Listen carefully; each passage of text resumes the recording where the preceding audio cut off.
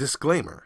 We are two regular guys who love to talk Bone Thugs and Harmony. We do not represent Bone Thugs or any Bone affiliate. We are also not Bone Thugs experts. The views and information you hear in this podcast may be based on personal opinion. Please feel free to leave corrections and clarifying information in the comments. And enjoy.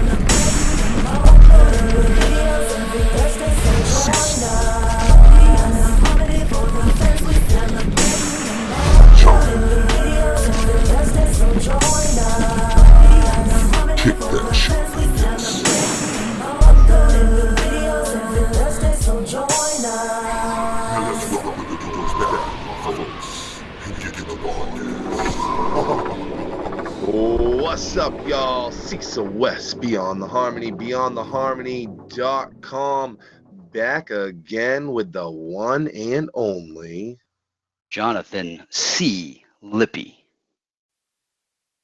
And this, of course, is the one and only, cannot be duplicated Thug Thursday, Beyond the Harmony. Back with you guys again. And John, I'm excited every week. I'm excited this week. We're doing it again, man. And it's gonna be a big episode tonight. Yeah, man, this one seems like it could have the potential to be one of our biggest ones. And even from some of the people chiming in with questions and the enthusiasm everybody has for this particular episode, I'm thoroughly excited for it. I've done so much research. This is the most research I've done for an episode. I read nearly a 300-page book, and that book is Guilty by Association by Damizza, and it is a fantastic book. You guys got to read it. I mean, the Busy Book was great. I read The Dogfather by Snoop Dogg, but Guilty by Association by Damizza is one of, if not the best hip-hop book I've read. And there may be others out there, but this one has so many famous names. It's you almost wonder how he could get away with putting this book out. There's so many inside stories. You just got to read it. Go to, I think it's damizzabook.com to get it. This book is solid. So check out Guilty by Association. I hope some people out there have read it already. And if you have, you know what I mean. It's just a solid book. It was so fun to read. I didn't want to put it down, and it's just awesome. It's definitely damizzabook.com is where you guys can check it out. I did not get the opportunity like John to read the whole thing, but I made sure that I did a lot of just reading of different passages and different chapters that John had suggested, and skimming through for our interview, as well as doing just tons of research on Damizza, and I'm real excited for tonight's interview, because this is a big deal, guys. It's obviously a big deal in Bone, but you got to think of just the level of who we have on here tonight. Like, outside of the Bone world, this is still huge. And I'm bro, 1999. The source said he is the fourth most powerful person in hip hop. Tonight, he's here on Beyond the Harmony. So that was a crazy time in hip hop. We're not talking about a weak time in hip hop. 1999 to be considered in the top 5 most powerful motherfuckers in hip hop. That's crazy.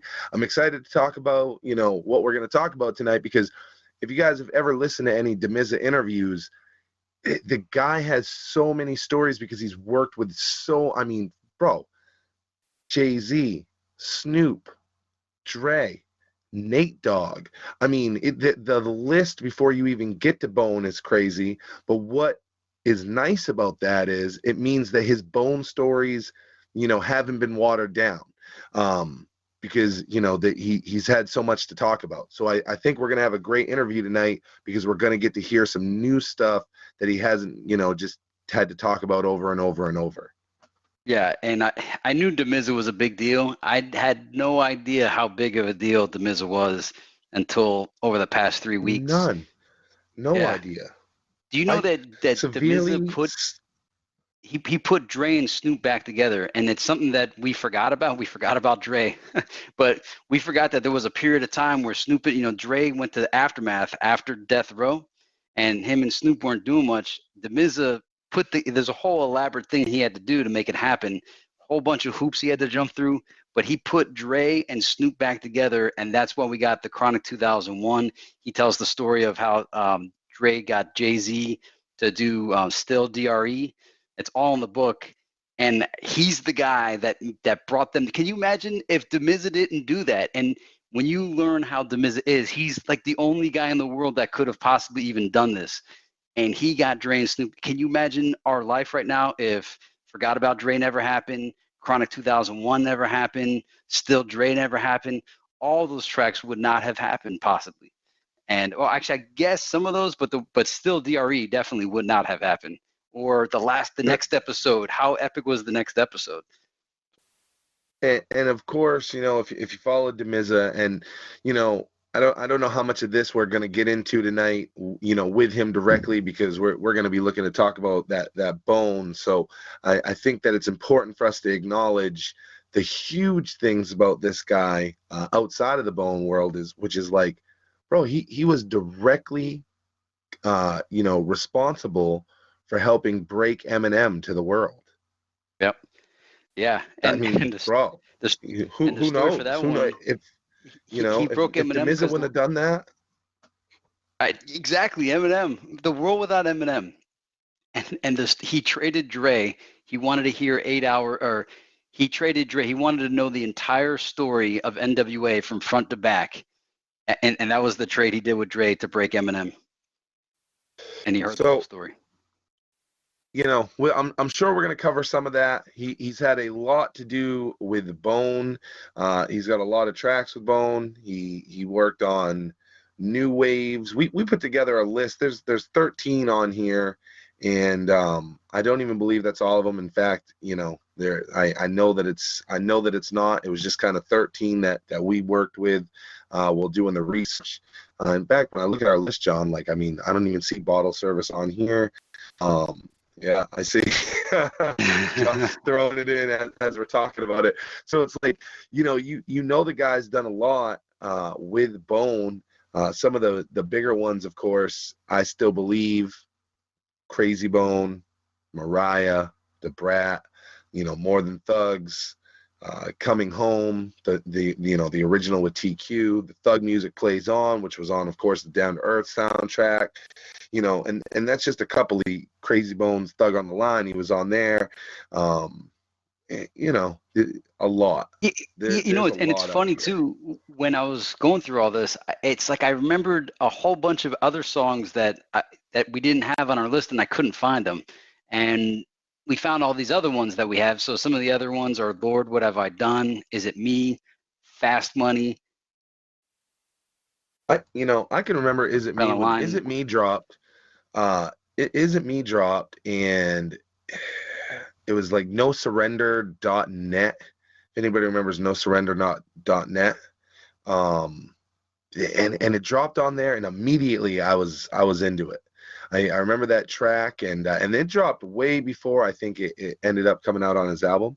And I was always really into that song. Did you like that track? I mean, I That's the one. really like. Does it have like a spunky, fast tempo beat to it?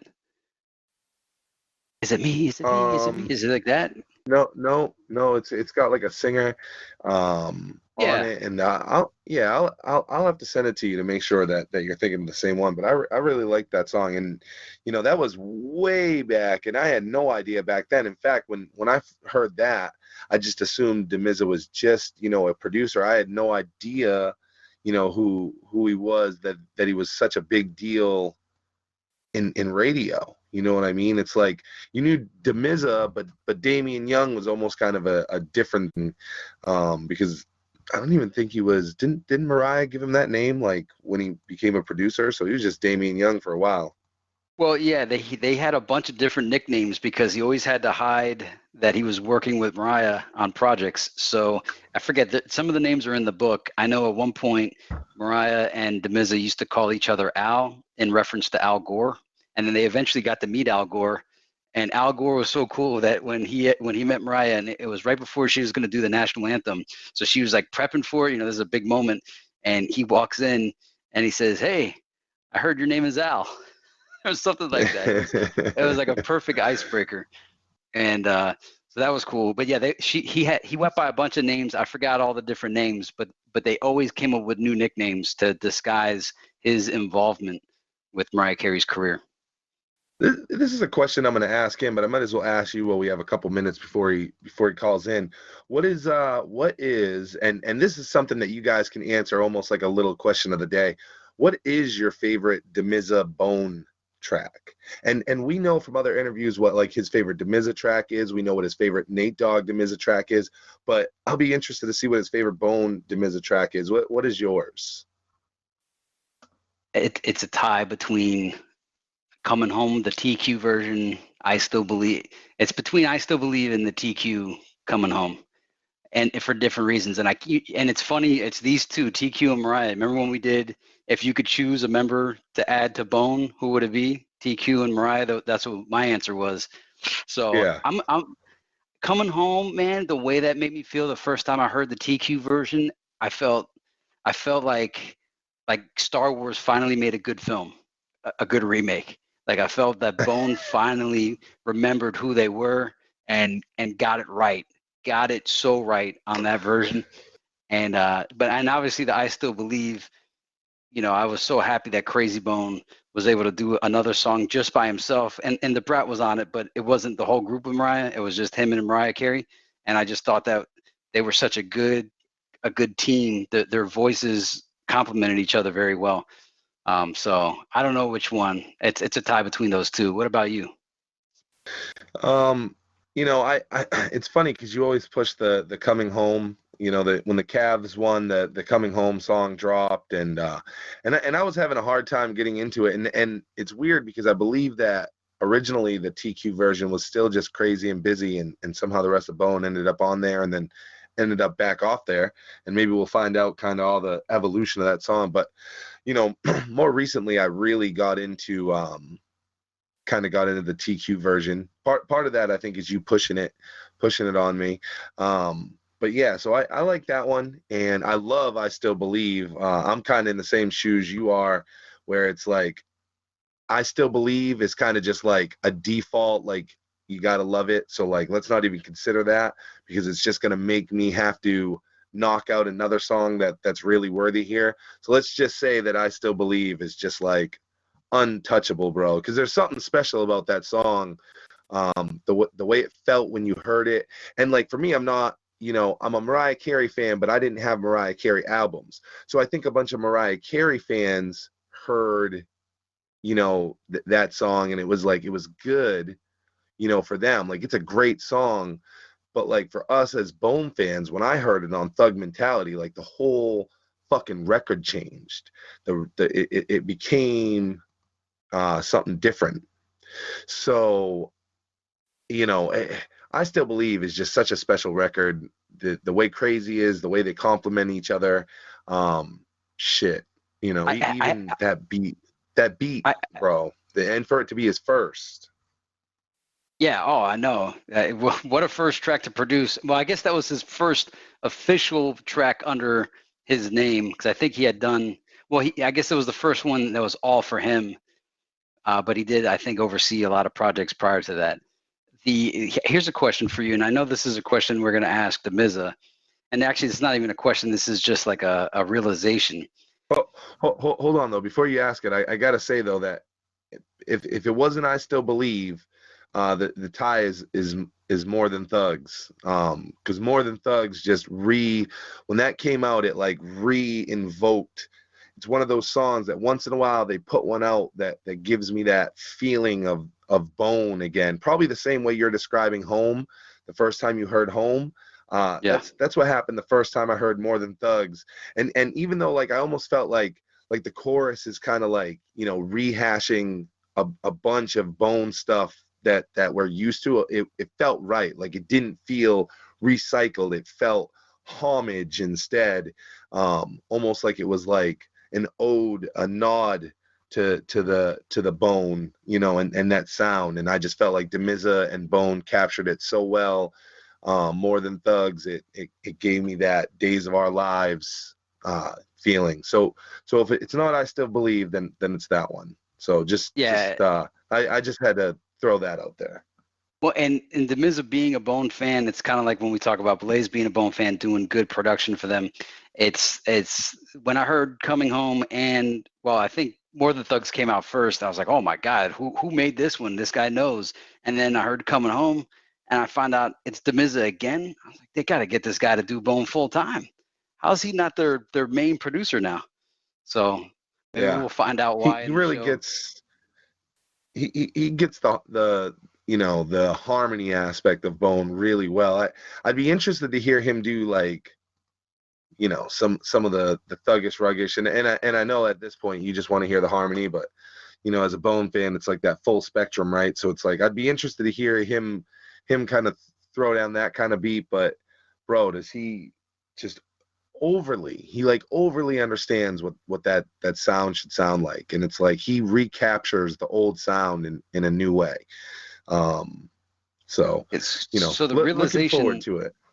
Yeah, the realization I wanted to point out, and I don't even know if this is true or accurate, but when I was thinking of Thug Music Plays On, which was a big favorite of mine because it came out at a time where Bone as a group weren't really releasing group material. That was like in their solo phase, and Thug Music Plays On. And I remember, and when I'm looking at that saying, wow, okay, Damizza did this.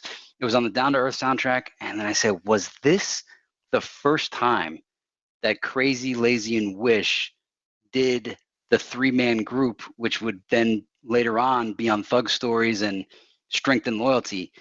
And I remember thinking at the time, wow, just the 3 of them without Busy, this actually is a pretty good song. I didn't think that Bone could do it without Busy Bone, and Thug Music Plays On was the first time I had that realization of like, wow, this is a pretty good song without Busy. And that was before 2001. I was in college when that came out. Well, I think you're going to get that answer. I believe we have Damizza on. Let's check it out. Damizza, are you with us? Good morning. Hey, good morning. Damien Damizza. Yo, you guys are like the damn CIA, dog. You got to type this, that to get it. I'm like, yeah. Feel like it's an IQ test. Hey, glad you figured it out. Hey, I'm glad we could get you on. We always get you guys are like the CIA. We do a lot of research and investigation, so I guess it made sense that you had to hack the passwords to get through to get to us. But we have you here now, and we're really pumped up to have you, man, because it's like, you know, I think I told you, but with what we do, we obviously interview people that have been significant to the 25-year legacy that we know as Bone Thugs and Harmony. And a lot of times, you know, some of those guys are just, you know, that is their soul thing is Bone. But your career is so huge and it touches so many people that, you know, I think that people even haven't got the chance to even know the impact that you've had on Bone, because you've impacted so many other things that when you go on somewhere and you talk about it, you have to talk about those things. So I'm excited for us to be able to talk about this. Before we do that, though, because your career has been just so big and again, you've touched so many, do you think that we want to set the foundation for our listeners so they know exactly what you've done? And something I always like to do when we have somebody come on is them to just set up the roots, the DNA that makes them. So for our listeners, can you let them know just where Damizza was born and raised and kind of set the foundation for them? Well, I was born and raised in Santa Barbara, California. Gosh, I mean, normal kid with a dream, just wanted to make it, you know, and moved to LA in 1997, ran Power 106, and was lucky enough to work at Hot 97 in New York, and they gave me like 32 stations in the middle, and that's where my career started. I mean, the first record that I ever produced was in 1999, which was I Still Believe by Mariah Carey, Crazy Bone, and the Brat. And so my introduction into the business was with Crazy Bone. And if Crazy Bone didn't co-sign that record, you know, I wouldn't have made it. So shout out to Crazy Bone for giving me my shot.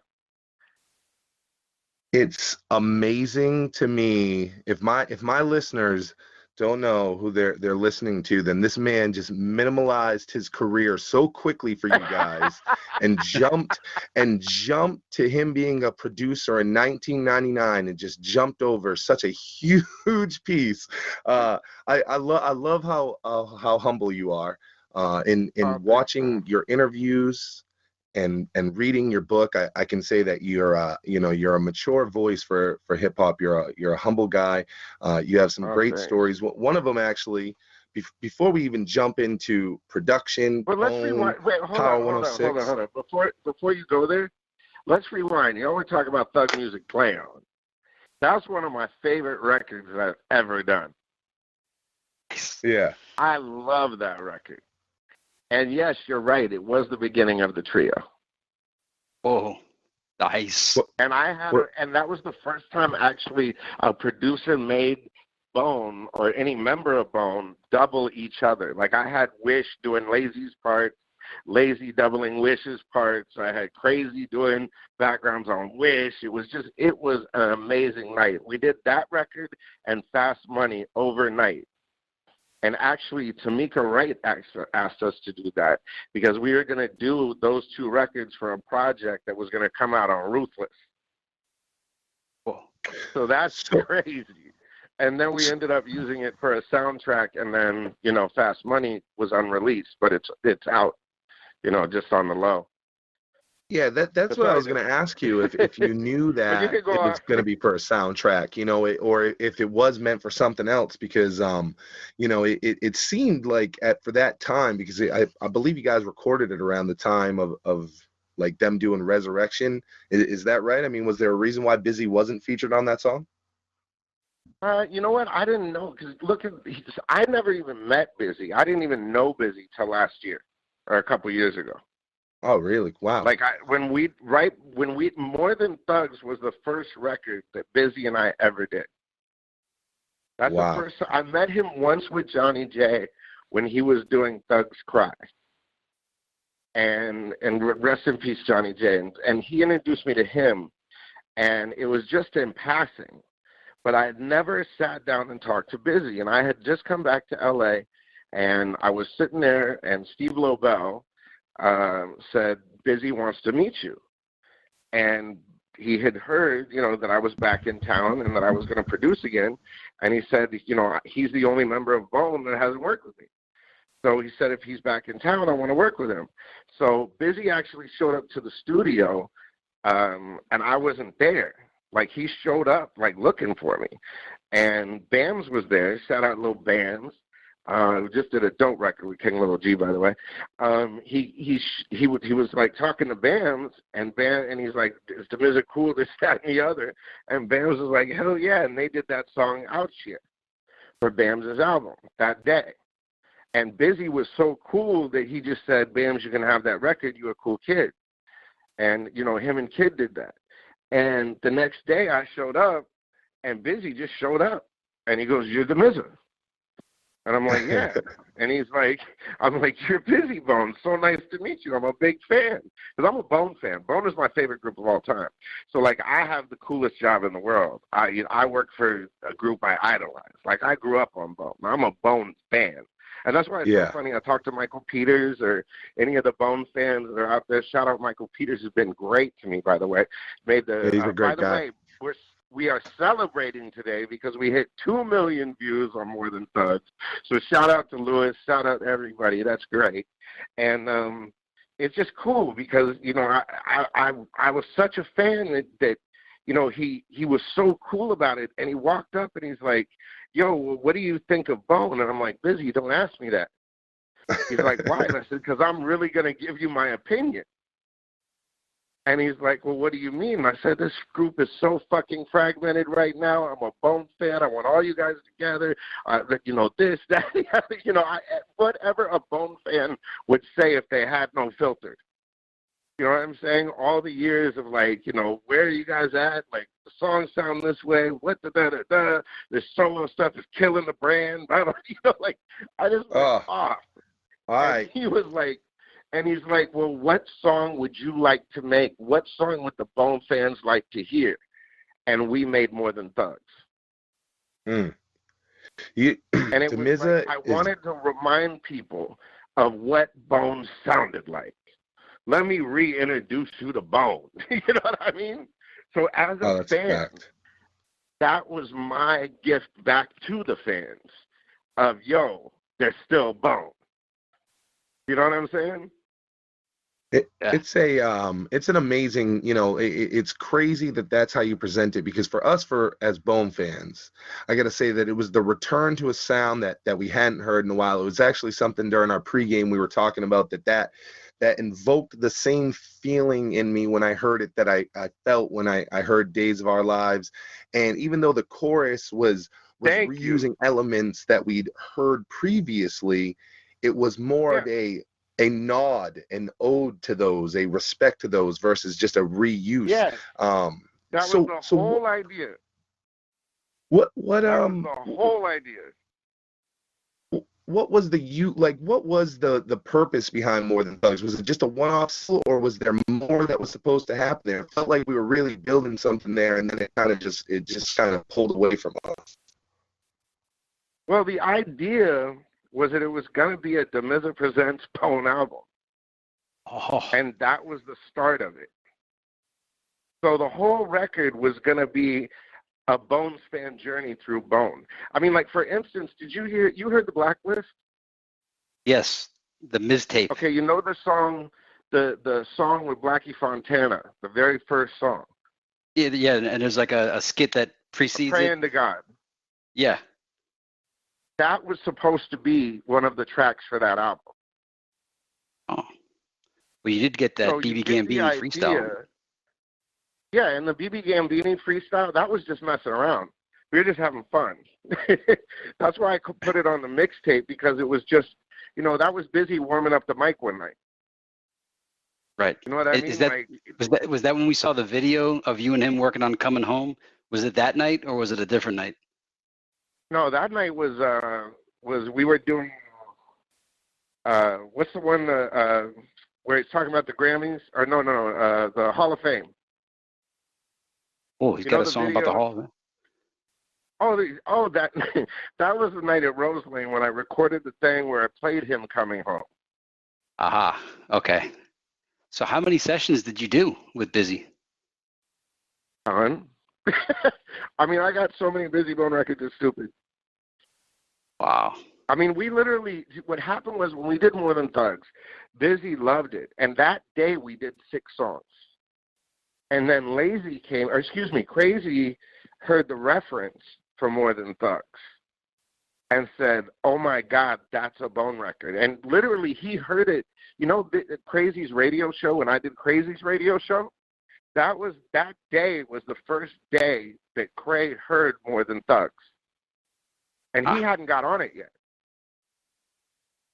We were wondering if were you the inspiration? Were you the one that gave Crazy Bone the inspiration to start the Quick Fix show? You know what? I think a lot of artists, period, I did, because, you know, back in the day, I had this thing called All-Star Radio on Power. So on the weekends, we would have the entire time, we'd have artists doing radio. So Snoop Dogg having a radio show, I put him on the radio the first time. That's how Master P heard him, signed him, off of hearing unreleased music on the radio. Master P was driving, heard Snoop Dogg on the radio and said, what the hell's that? I need to get with him. I walked in one Saturday afternoon. Snoop Dogg said, I got a new deal with Master P. He heard me on the radio. Thank you, miss. And then I put in with Dr. Dre, and that's how that whole shit started. So, yeah, to answer your question. Well, I enjoyed the mistape this morning, by the way. I had been listening to it, but for whatever reason, this morning it was killing it. There was a song. I love your humor, like the sense of humor that you have on some of the tracks. And the weirdest part is, like, I feel like every time I listen to it, more songs show up. I don't know how it's possible, I don't know. but the track list changes, and maybe it's different platforms. It seems like it's different on Google Play versus Dat Piff, but whatever. I forgot what those I don't songs, but know. you were talking about like a bullet flying by your head, and then you go, oh, man, that was I love that Shout out song. to Skippy. We were just having fun with that. I mean, it was an old school beat and stuff, and that wasn't gonna make the mixtape, but it was so funny. You know what I mean? Like it was a joke. We were just messing around one night, and I was like, let's talk about bullets and jumping over freaking trees and like all this. Was that based on? Well, because in your book there's that part about when you went to the party at East LA. And, near the end of the party, it popped off, and then you guys were running. You jumped the fence, and it was barbed wire. You ended up with the Rottweiler. Yeah. Luckily, it was chained, and you didn't know if you were shot or not. And, when I heard that song, I was like, I wonder if that was about that night. But well, thank you. I'm glad that you actually read the book. Oh, dude, your book. I had to put it down like a few times because, especially the chapter with Mariah Carey, it evoked so many different emotions like anxiety, where I'd start sweating. I had to put it down. The part when you're on the plane with Luis Miguel and it's going down, and he's like, "What are we gonna do?" You grab the vodka, you just pour him a drink, and you're like, "Hey, man." Let's have a good time dying, bro. Well, look, the way I look at life, Doug, is it's like, look, God gives us a gift, man. We got a moment to shine. Better make every fucking second count. you know, that's why when I met Busy in that moment, I was like, damn, this is my chance as a Bone fan to get the record that I want. Look, More Than Thugs, like, there's a lot, like, there's been so much, like, misunderstanding and all this, that, and the other. Lewis did an amazing track on that record. Lewis was there. Lewis was with Busy. We synergized together on that. And after that, it took on this life. Like, it was a magic record. Do you know what I'm saying? Like, it came together so beautifully. It was like, that is like the pinnacle of my career there. That's one of my favorite records. Between that, like Music and Me, Nate Dogg, rest in peace, and Lights Out. You know what I mean? Those are my three favorites. But the Bone record is a symbol of my fandom of Bone Thugs and Harmony. You know what I mean? And I was so upset when it turned into New Waves. And we probably should get into that at some point. Yeah, well, we have a whole New Wave section on that, and so I think we could jump right into that. But I just want to let you know, though, I tremendously, seriously, I've had the greatest time reading your book. It was so well written. The characters in there, it was like Dr. Dre was a character, Mariah Carey was a character, Jay-Z was a character, and then you had like sub characters like Eminem, and they'd show up, they'd come back in and out in different chapters, and like it was almost like the Marvel universe. So I'm in the Dre chapter, but Mariah Carey shows up. Imagine living it. Like, dude, I'm a simple kid. Like you said, I'm a humble, simple kid. I'm from Santa Barbara, California, a small freaking town. And it's like I had a dream. My grandfather was in the CIA, and he was a radio guy. He like pretty much was an innovator in radio. And he always had this big black, ham radio thing, and I was just mesmerized by it. My grandfather inspired me to be a radio guy. So my first pirate station was at like 12, 13. I put an antenna on top of the radio, on top of the house, and, wanted to listen to NWA and Bone or whatever, or not at that time, but NWA and stuff like that at my high school. And he showed up at my house, CIA style, and said, "There's a signal coming from this house. I'm mad at you because it's illegal, but I'm proud of you because what the hell did you do?" You know what I mean? Like, I just got certified. I just got my ham license, and when I read that you did that, I was like, how did he do that? How did he know? How did you know? Look, what channel did you honestly, say? Did you? This is what I did. I went to Kmart, and those little things back in the day where you plug in and it broadcasts your CD onto your radio.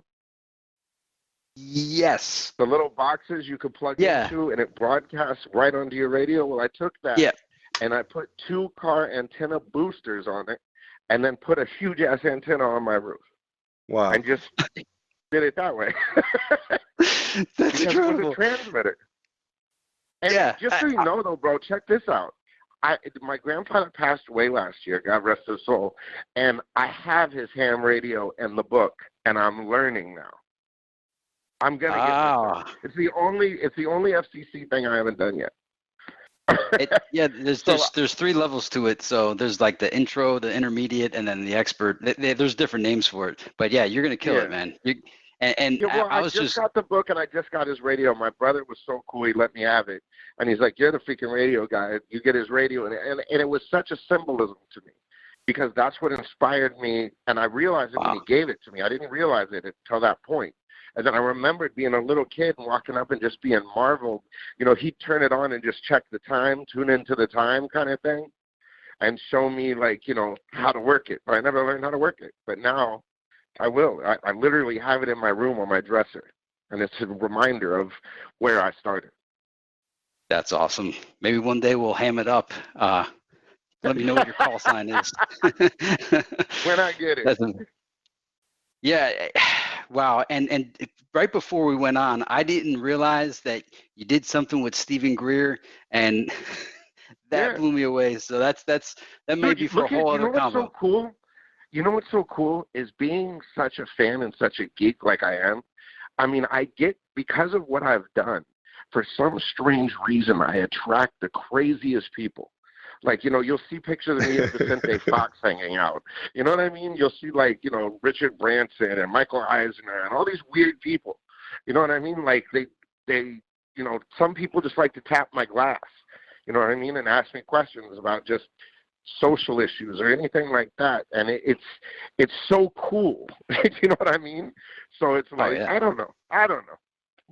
I'll let you do the interview. I'm sorry. I'll go off for days. You're good. We like to roll with wherever the guest wants to go. You know, we keep like the loosest format for ourselves in case a guest has no idea where they're going, and wherever you go, we can go. You know, the nice thing about our show is it's usually like us having to set an established story for our guest, but yours has been set so many times that it's like I don't feel bad if we don't cover, you know, your relationship with Dre, because I know it's well documented over and over and over. But for our guests, it is still important for me to touch on this before we move any further, because I let you just jump over it. I can't believe you brought up Greer. Like, Greer, you know what? Greer is a freaking...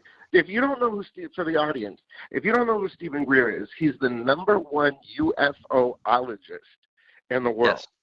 I mean, he has briefed CIA heads, he's briefed generals. Like, I mean, there's this whole thing in the government about the UFO thing that's compartmentalized. I mean, they don't even tell the president a lot of it, you know, and he's briefed president's assistants and, you know,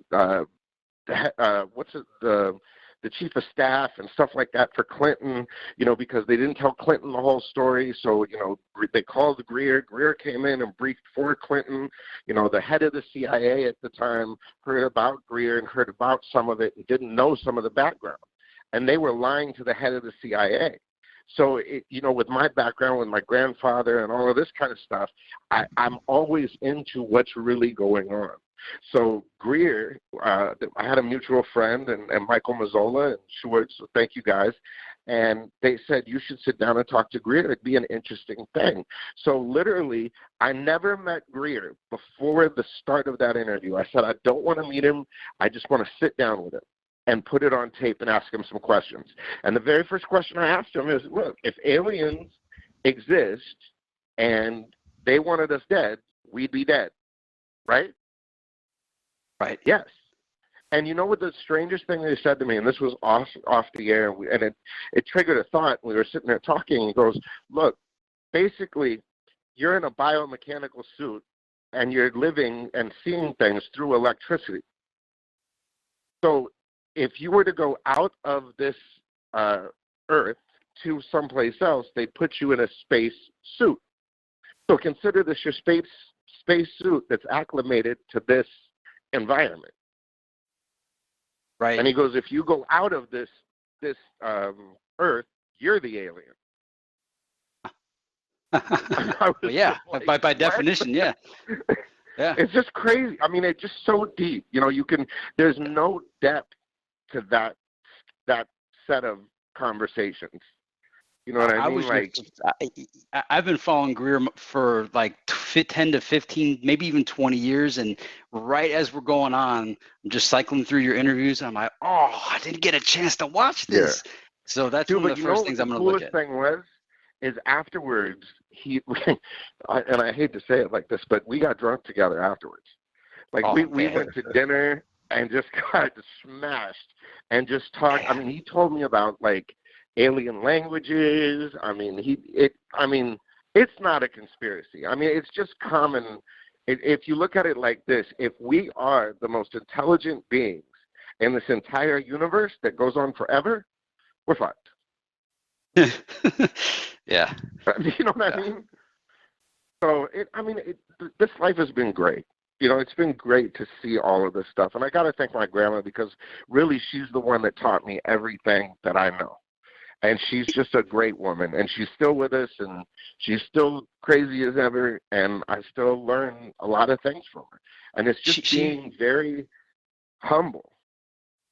She was like your guardian angel. You know, I read the part that you were nearly aborted, and then your biologicals kind of tried to take care of you, but not really. And then they left you on Granny's doorstep, and then she brought you in, nourished you back to health, and then filled you with confidence and all kinds of positive advice to lead you on your journey.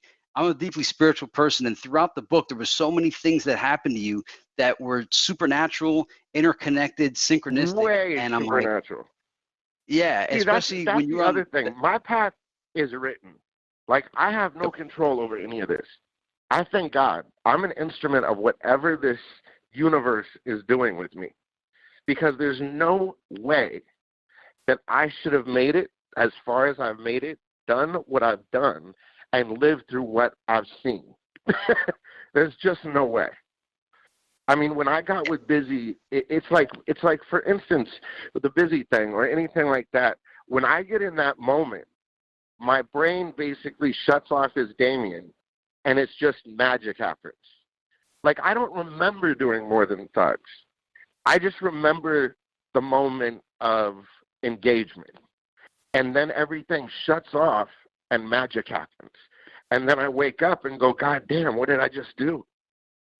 So whatever I am, I'm an instrument, and everyone is, you know. But people fight it, you know what I mean? And it's funny because, you know, when they say don't fight the feeling, that goes real deep with me.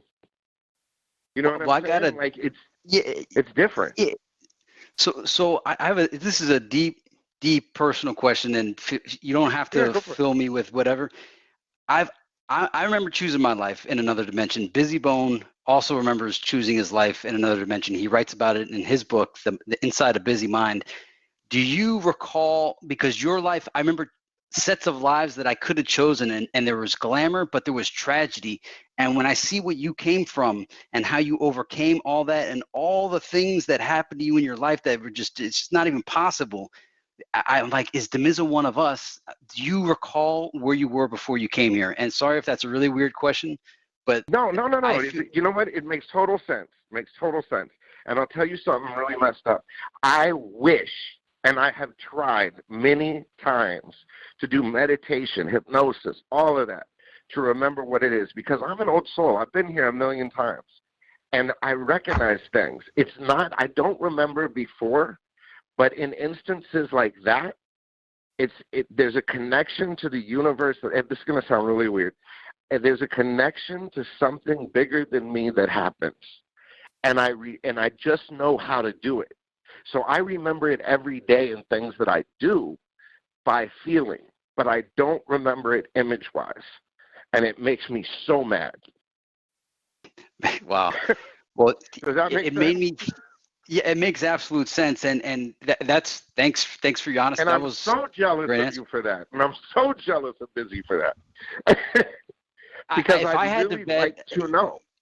Because even dude, look at it like this, and I don't mean to interrupt you, but look at it like this: we are all electricity. That's all there is to it. You cannot kill electricity. So, for instance, they talk about like, have you seen like Altered Carbon or Travelers or anything where they talk about consciousness transfer? Absolutely. They say that that's impossible, right? but it happens every day all over the world. When a baby is born, where does that consciousness come from? It's a transfer from somebody who died. Yes. So you can't tell me that it's not possible, because all it is at the end of the day is radio waves. I was going to ask you. Is a frequency. If you can find that frequency, then you can manipulate minds.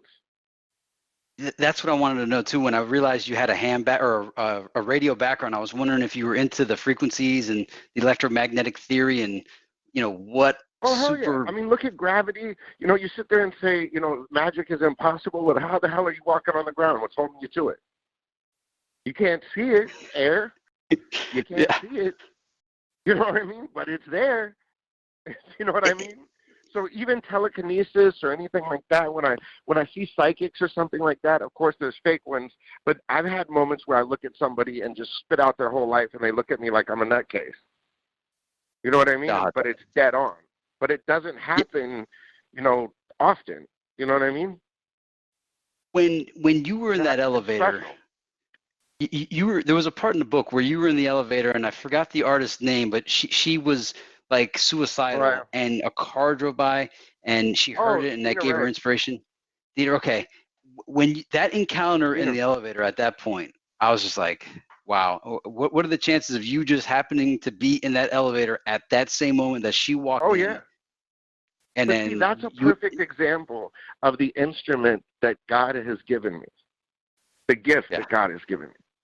Because moments like that, like for instance, look at what's happening with Justin, with Calivelli, Jay Smoot, with the Kanye West thing. Did you see that? No, I missed that one. The young producer that just came out that Kanye West was freestyling, and it sounded like the old Kanye West. It's on. Oh, I saw that, and he made the beats, and he wanted to make beats for Kanye like years ago, and now he's sitting there and he's like bringing out the old Kanye. Yeah. He came to me as my assistant, and all he said was he wanted to work for Kanye West, and all I did was keep training him, and I knew someday it would come to pass. And he went and he met Dame Dash. He came back and said, I dropped your name to Dame, you should call him. I plugged him with Dame. Dame plugged him with Kanye. It's magic. It's not me. And I got to shout out Smooth, because Justin went through hell with me. I am not the easiest person to get along with. And the reason why is I have extremes in my life that are exactly what you're saying, beyond what is possible. It's mind-blowing, some of the stuff that we do. And, I respect Little Bam so much, my little brother Bams, because he's gone through it with me. My little brother Jason, I love, because we've gone on this journey, and it's not intimidated them. They've never been afraid of it. I've been afraid of it. When I was on that plane at first, the first thing that went through my head was, this is how it ends. A music director at Power 106 in Los Angeles with the biggest selling female artist of all time and the biggest Latin singer ever in history. This is La Bamba. I'm Richie Valens. And then right when I said I'm Richie Valens, this is how it ends. Cool. I lived a life. I met Dr. Dre. I put Snoop and Dre back together. I worked with Bone Thugs and Harmony, and this is how it ends. You know what I mean? And that's why I went and got the bottle, to celebrate, not because it was being cocky or because I felt like, hey, I'm arrogant or anything like that. I said I was celebrating. I was like, it was a great life. Look what happened. I didn't have to go through my grandma dying. I didn't have to go through my grandpa dying. I didn't have to deal with anything crazy. This is how it ends. Do you know what I mean? And you just happened at age 12, you called in that radio station so many times, the guy just invited you in. Michael Newman. And you got Michael Newman, and that began all of it. And and here's the thing. Michael Newman invented rotations.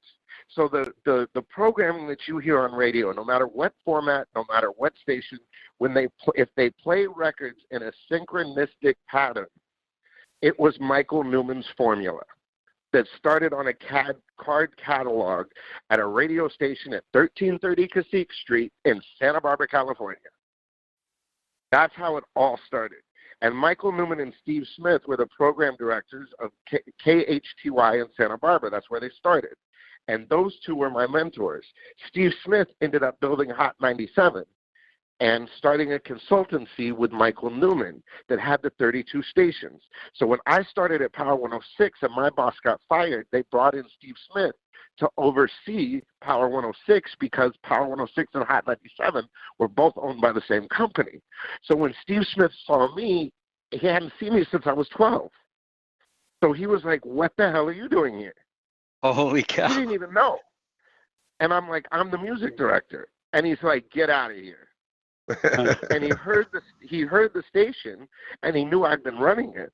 And he's like, "Why aren't you the PD?" And I said, "I have no desire to be the PD, or I can't produce records. I can't be the final say." And he's like, "Look, I will give you this station to do whatever you want with." And that's pretty crazy. I feel like your parents throwing you the keys at 14. So I'm like, all right. He goes, "Just help me with my consultancy," which had the 32 stations. So I said, "Yeah, no problem." So he puts me on the phone with Michael Newman, my first mentor. So Michael gets on the phone with me and goes, "Damien, little Damien?" And I'm like, "Yeah." And we start talking programming, and I'm reciting everything that he taught me because that's what made Power 106 number one. I just followed his formula. And I almost wonder if the decline of rap was when you stepped off of radio, because there was a moment where hip hop was no longer the same I'm not hip-hop. arrogant. I'm not arrogant, and I'm not one of those people that'll sit there and go me. But yes, it did, and I've been punished up and down for it. Every rapper, West Coast rapper, has got mad at me and talked shit to me when they see me.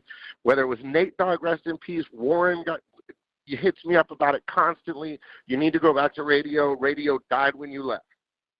And that's really why, like, a lot of artists and I don't get along anymore, is they really got mad that their money dried up when I left. But what they don't realize is my grandma fell down right after Thanksgiving in 2004, and between Thanksgiving and Christmas, my little brothers were going through a situation where my stepmom was divorcing my dad. So it was like, what do? Do you go take care of your family? I can always go back to that. I was 30 years old, so I had a choice. I can do family or I can do this record thing. And I chose family. So if they're mad at me, fuck them. Yeah. Oh, family first, man. That's yeah. But yes, I was responsible for the biggest growth in hip hop. And see, and the one thing that I'm mad about, or not mad about, the one thing that I'm upset about is they don't credit us for breaking the East-West beef. Yep. Because I was going to ask you about that. Snoop on stage with Biggie, it died. There was no more talk of it. It just disappeared. And it's Biggie, it's Puffy, and it's Snoop that did it, so respect to them. But, we were all catalysts for that. And, it's like, it's history. It's our history. You know what I mean? Like, as Bone fans, we see it differently because it's a place and time when if you love Bone and you followed their career through the time, you'll see that Bone has the exact same career as I did. They fell into everything, and I don't mean fell, but they were talented enough to work with everyone. Everybody wanted to work with Bone because they were so creative. It doesn't matter whether it was Tupac, doesn't matter whether it's Biggie, doesn't matter whether it's Eazy-E, doesn't matter whether, everybody wanted to work with Bone. Had you known and you follow Crazy their Bone career, and it was magic. Sorry, go ahead. when you were putting together I Still Believe, had you already met Crazy Bone at that point, or did you only know Mariah Carey? Okay, so I had met Crazy in passing maybe 3 times, just quickly. And I played him some beats, and he was like, yeah, whatever. He's just kind of like the radio guy wants to be a producer, that kind of stuff. And then when Mariah did it and sent it over to Crazy, Crazy was like, oh, shit. And then Crazy and I did a bunch of records. I mean, I have so many records with Crazy in the vault. I mean, there's like a Ruthless Disc record. There's a freaking there's so many records that I did with Crazy in that era. This record, wow. Talking about I Still Believe. And I spent a lot of time in the studio. Yeah, I Still Believe, I think is it's always it's a next tier song, I think, for Bone fans. You know, it's when you look at the record that we as Bone fans know it coming from Thug Mentality 99. Of course, Mariah also released the version that's got the Brat. But it's a different type of song when we listen to it. And it was your first like official production. Yeah. Can you just talk about that? Because I mean, of course you were not starstruck, Dude, honestly, or anything. You're Oh, go ahead. I'm sorry. There's a little delay on the phone sometimes. Yeah, that's okay. I was just gonna say, you know, I know for you, you know, even though it was your first production, you're not a guy that's gonna get starstruck. But can you just talk about like that initial, you know, session? It's Mariah, it's Crazy Bone, it's the Brat. I mean, you're in there with legends. You're remixing this song, and it means so much to us as Bone fans. Can you kind of just tell us a little bit about that session, and you know, just fill us in a little bit about that, what that was like for you? Well, to be completely honest, I was scared out of my mind because I had never produced a record before, period. I had been in studios before. I had done things like that, and, you know, I had started, but I had never been on that level or had that much pressure on me.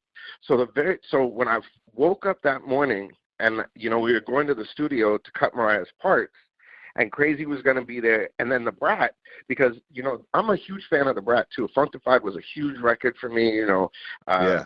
Her Funkified album was amazing. Jermaine Dupri did a great job on that record, and I was a Brat fan, so I was more actually awestruck to meet the Brat than anything. You know what I mean? Like, because I had met Crazy a couple of times. I knew Mariah. I was freaking out that I was going to meet the Brat, and I had to produce the Brat's vocals on top of it.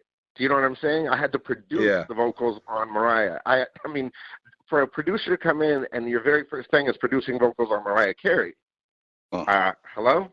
You know what I mean? Yeah. So I literally, Dana John Chappelle, who was the engineer, great guy, I walked up to him and I was just honest with him. And see, that's the thing too, is a lot of people are just so arrogant that they won't ask for help. So when I met the engineer, I just walked up to him and was just straight up like, dude, I don't know what I'm doing. Will you help me? And Carl Butch Small, who was working at Death Row, the percussionist who played on there, who has a long history and a great producer, I went to him too and said, what's your advice? I don't know what I'm doing. And he goes, just do what you feel is right. Make the speakers sing. And I was like, all right, well, cool. I went in there, and I thought I was a big, cool producer, so I'm like, hey, Brat, you need some water in there? And she's like, why did you ask that question? Like, she goes, my voice don't sound right. I'm like, no, that's what I thought producers do. You know what I mean? Like, you know what I mean? I didn't know. I love that myself, you but you got Mariah and Crazy and the Brat. They know what to do. Who am I? You know what I mean? I love that you were so excited about working with the Brat, you know, because I mean she's legendary in my eyes, and sometimes in today's world when we talk about female MCs, I don't think she gets the nod that she deserves. So I love that you were so excited about that. Do you know why on the Thug Mentality 99 version, like, she got cut out of that, and what did you think about the Brat's verse being cut out of that? Oh my God. Yeah, I do, but I really don't want to say because I don't want to start no shit. Okay. No, That's you know fair. what? Honestly, is Crazy didn't like that verse, and Crazy was good. just like, "Why is the Brat on this record?" Like he just was kind of like, "Nah, I'm gonna do my own thing for my album." See, for Bone fans, it made sense for us because they'd kind of work together. I think at that point he had probably been on her records, and so it made sense. Didn't like her. He just didn't like. He was just kind of like, you know, he kind of wanted to do the whole thing. Yeah. You know, he really, dude. Crazy said to me one time that that's one of his favorite records that he's ever done, or the favorite, you know, that he's ever done. You know, so I mean, it was like, dude, I remember after we did I Still Believe, I went home to my condo in Burbank, and I sat on the floor with headphones on, and you know, it was one of those deals where I had broken the headphones, and you got to sit there and shake it, and, you know, you lick it, you do everything to try to make it work. You know what I mean? Like all this crap. And I was sitting on the floor, and I literally sat there till 8 a.m. when I had to be at work the next morning. and just listened to it over and over and said, I can't believe that I was a part of this record. It's I incredible. can't believe that that's Crazy Bone. I can't believe that. And when the Brat said my name, I was like, because when she walked in to do her verse, I didn't know what she was going to do. I didn't hear the words. And her and Mariah wrote that together. And Mariah said, put his name in it. You know what I'm saying? Like, and they had just given me that name. So it was like, it was mind blowing for me. For Brat to say my name, Brat, who I was a fan of for so long, Crazy Bone. This is my first record with Crazy Bone. You know what I mean? It was just, it was a religious moment for me. Beyond the harmony for the fans we celebrate.